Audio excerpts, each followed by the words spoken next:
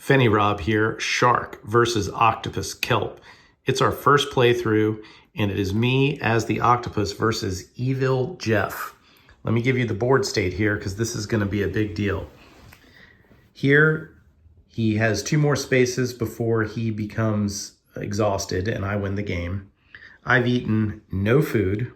I've been running for my life the whole game, and we have already lost these 2 cards because he had a special shark card that was able to remove 2 of the confrontation cards from the deck. So there's only 2 remaining.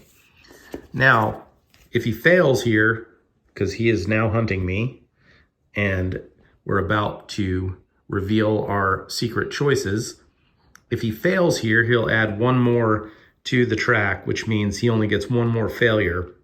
Well, and I would lose the game next time I attack. The options are these 2, and this one allows the octopus to move the shark to a den of their choice, which means obviously it would be one of these way up in the top there, or the other one is to disappear in ink, which would allow me to hide the octopus and shuffle it with any hidden block. And there's another hidden block on the table.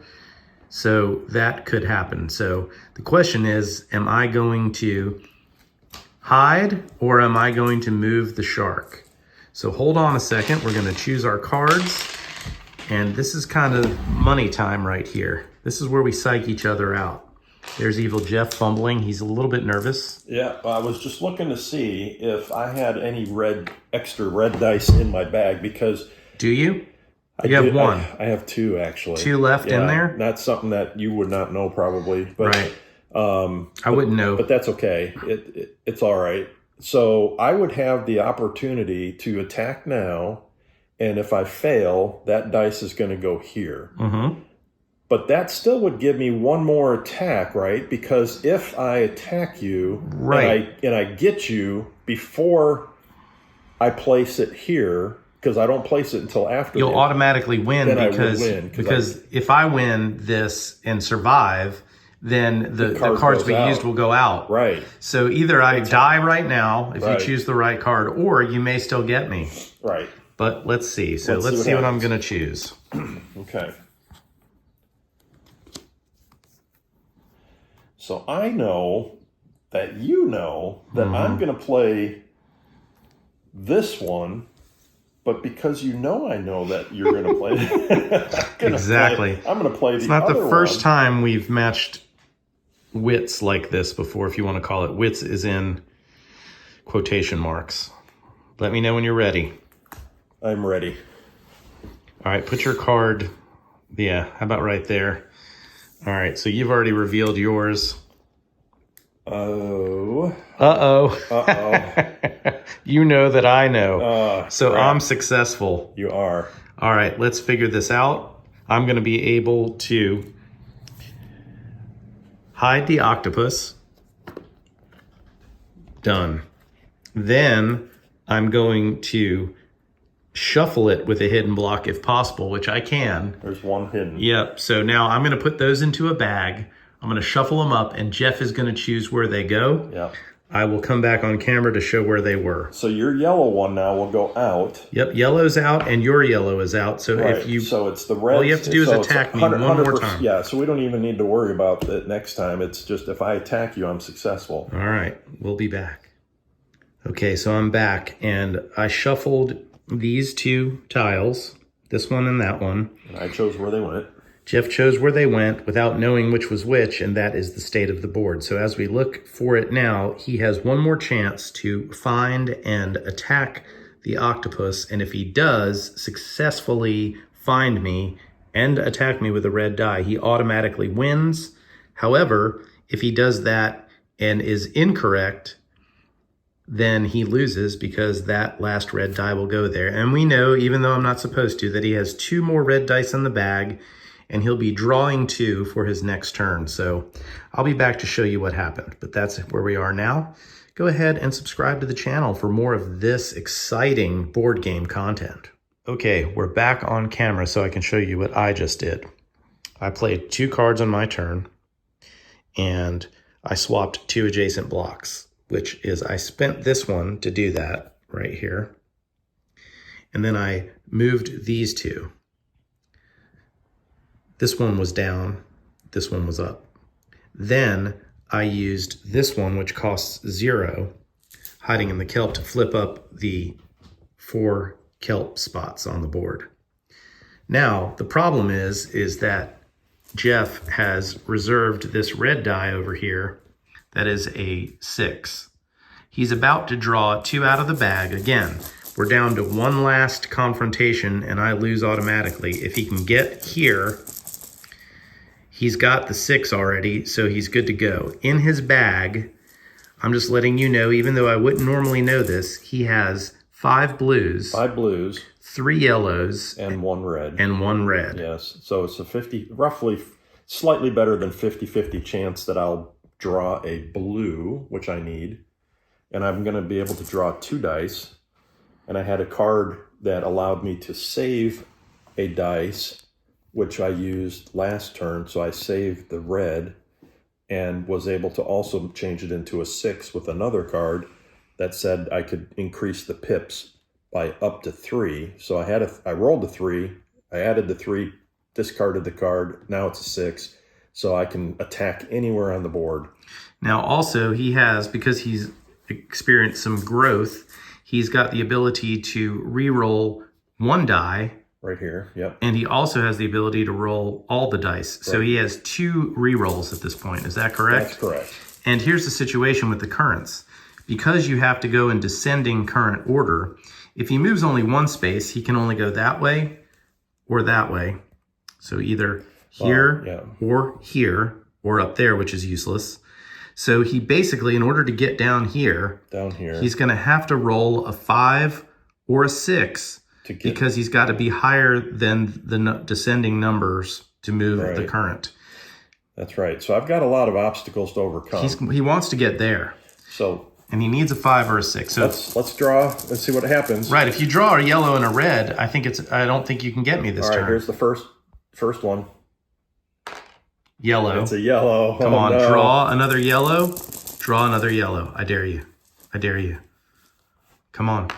Yes. Oh, man. Oh, that's great for me. Okay. It gives you another day to live. Yep. So the problem is he can't move more than 1 because he only has yellow and red. Bummer. That is a bummer. And do you have to use that other red one on this turn? What does that card say? No. It says I can save 1 die to use on a later turn. Okay. But you're definitely going to have to put one of those on here. Yeah. Yeah. So what I can do is I can move 1. Okay. All right. You have to move, and you didn't have any currents. So that was the, I don't have any currents to place. Then I did the move. Mm-hmm. Now I can strike search. So I will go ahead and search. So turn that down. And that lets you put 2 tiles up, right?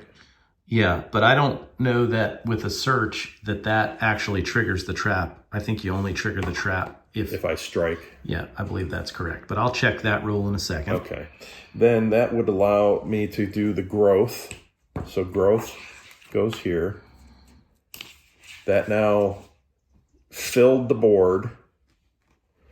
So these 3 dice are going to go in the bag, which is going to cause a dilution. No, it does actually. It says by revealing through searching. So that one lets me... The octopus can immediately hide up to 2 blocks. Right. This trap cannot be hidden with this effect, but that does mean I can do something like this. Yeah. And let's make it the farthest possible place away that I can. Okay. So the growth aspect here, I've moved the yellow dice onto this tile. So now this is full. So these will come off. Those will go into the bag, which means that's going to dilute the blues. Mm-hmm. But this also lets me now draw an additional dice every turn. Right. Now, don't forget that goes to energy. And this has to go to energy. That's correct. And I cannot fill that up. If I fill that up, I'm done. I'm toast. Yep. So you only have one red remaining in the bag. And I have the, but and you have that one there. I've got the strike that I need. Yeah. So I'm good here. It's the blues I need. Well, now I don't need the blue because I know where you're at. But you can now start swapping things around. All right, so it's going to be my turn now, and I'll show you what happens when we get to the end game. Sorry, the excitement continues. Okay, well, here we are. So here's how the non-exciting end of the game happens, unfortunately. So for my first action, I had to redraw cards because I only had 2 in my hand, and they were both learning cards, which did me no good. So I was hoping to get something that let me at least swap 2 blocks. However, I drew these 2, which allowed me to hide 2 blocks, hide 1 block, 2 blocks, then draw a card. So none of these allow me to swap, okay? And nothing in my actions allows me to just go ahead and swap. I can either play a card, draw back up to my hand size, or I can discard and hide a block. Well, I don't need to hide. He knows where I am. And no matter what he draws out of the bag, he's going to be able to move 1 to get to you. Right. And he has this red one back here that he's reserved all this time. So let me draw out the dice. There's 1. Yellow doesn't help you. No. You get to draw 3 now because you grew last 2. time. Yellow doesn't help you.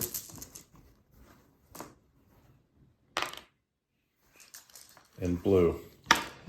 All right, so you can place I can play the blue. a current. Yeah, I can place a current. So I would just pick a spot. Anywhere, doesn't matter. Just pick a spot there. And then I move, so I can move through the current to here. So I'm going to strike.